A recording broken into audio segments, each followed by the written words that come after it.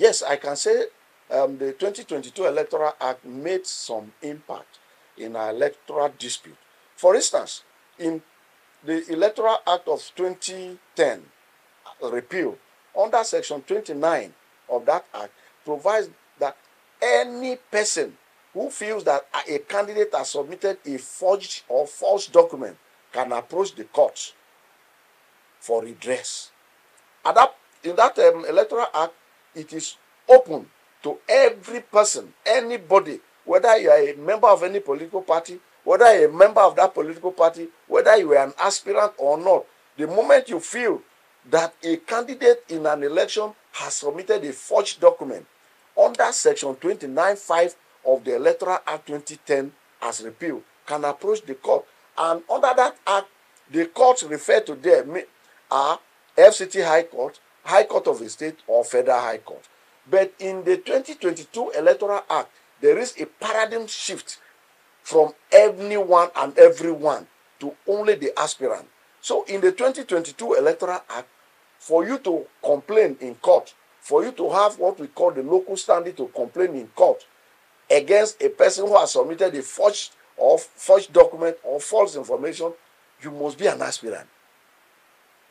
So it has limited those that can approach court for redress. And under Section 84, sub 12, 13, 14, you must be an aspirant to complain. This is one of the innovations that has helped in limiting number of cases, sometimes frivolous cases, that are filed in pre-election matters. Now, apart from that, under Section 137 of this same Act, it provides that where documents are tendered, certified true copy or original document tender, and there is manifest on the face of that document that there is non-compliance, you don't need to call oral evidence. And that decision, that provision was interpreted by the Supreme Court in the case of Oyetola against INEC. Oyetola against INEC is the locus classicus in the 2022 Electoral Act. And recently, the Court of Appeal sitting in Abuja, in the case of Reverend Yohana against Senator Cliff, interpreted that provision that when it is clear on the face of the document tendered by any party, certified by INEC, or the original, that there is non-compliance, you don't need to call oral evidence. So when you take some of these provisions into consideration, you will be safe to say that the 2022 Electoral Act has made some improvement in the resolution of our electoral disputes. Very well said, sir.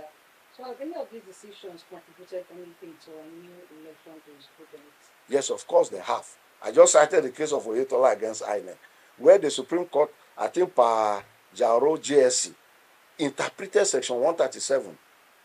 And if that provision is to be taken and to be bound, that decision is to be followed by every other court. Some of the matters in court that the complaint are purely based on non-compliance with the provisions of the Electoral Act. You don't require numerous witnesses to prove your case. For instance, when on the face of the result, it is altered, do you need to call oral evidence to say that that result is altered? If you call oral evidence, you call to say what? That this result is altered or that the result is not altered. The purpose and the purpose of Section 137 is to alleviate some of these issues, alienate some of this, and then it fast-track the hearing of the matter.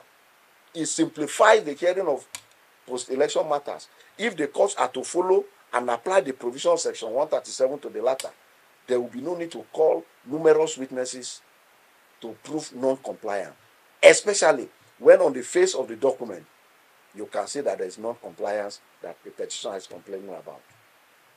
So from the decisions rendered by the court so far, are you willing to suggest any further amendments with current? Of course.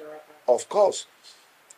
I have serious grievance with the interpretation of issue of supreme witnesses. Before now, authorities are to the effect that a supreme witness does not need a witness statement to testify in court. And the reason is very simple. While you are filing your petition, you don't know who will be the supreme witness. And in most cases, these supreme witnesses are INEC witnesses. You are complaining against a decision or return made by INEC, and you are subpoenaing INEC to come and tender a document. It is impossible to get a witness statement from INEC or INEC staff to be filed along with your petition. It is impossible. Again, in some instances, you are subpoenaing official witnesses from government agencies whom you don't know, whom you don't even, you don't know the modus operandi of the organization. So how possible is it to get a witness statement from these people? And that is the reason behind the decisions like Lasun against Owoyemi, Patricia Ete, Kodla and Bashir, where the court then said, look, when it comes to supreme witnesses, it does not require filing of witness statement. But the current trend and the current position of the law, stemming from the decision in Ararume and INEC, that for every supreme witness in election petition, you must file his witness statement. And that has constituted a clog in prosecuting petition. If you have not prosecuted a petition before, you will not know how difficult it is to prosecute a petition.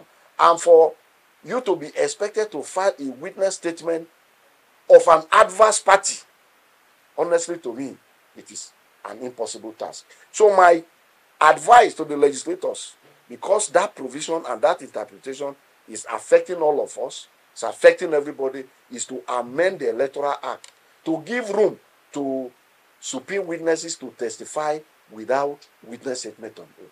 So that is a strong recommendation I will make for amendment of the Electoral Act in subsequent amendment. Very well said. So can you kindly assess the decision of the president? Okay, so something happened, right? The two appeals are there that came up on that was on Tuesday, where the Court of Appeals sacked all the PDP lawmakers. Now, one of the reasons that the court gave was that the PDP lawmakers did not obey the court order of the Plateau State High Court, which has said that they had illegal congress. Don't forget that the Supreme Court has said such issues are internal affairs of the party. They cannot be part of it. We've had judgments over time. Now, it seems to be worrisome to me. I don't know, from your own perspective, what do you think? Do you understand the question? Well, in answering that question, I must be careful. Okay. In the sense that I am not part of any of the appeals on Plateau. I also have not read the judgments of any of the cases or appeals on Plateau. The same way you read on social media is the same way I have read. That the court sacked all these legislators because their political party, the PDP, did not comply with the judgment of court. If you don't have the fact of a case, it will be premature and for you to comment. All I know is that for every disobedience to court order, there is a consequence. So if the court said the consequence of disobeying the court order is nullification of your election, well, that is the decision of the court. I am not part of that case, so I'm not competent to comment on them. Okay, so finally, there have been calls that the office of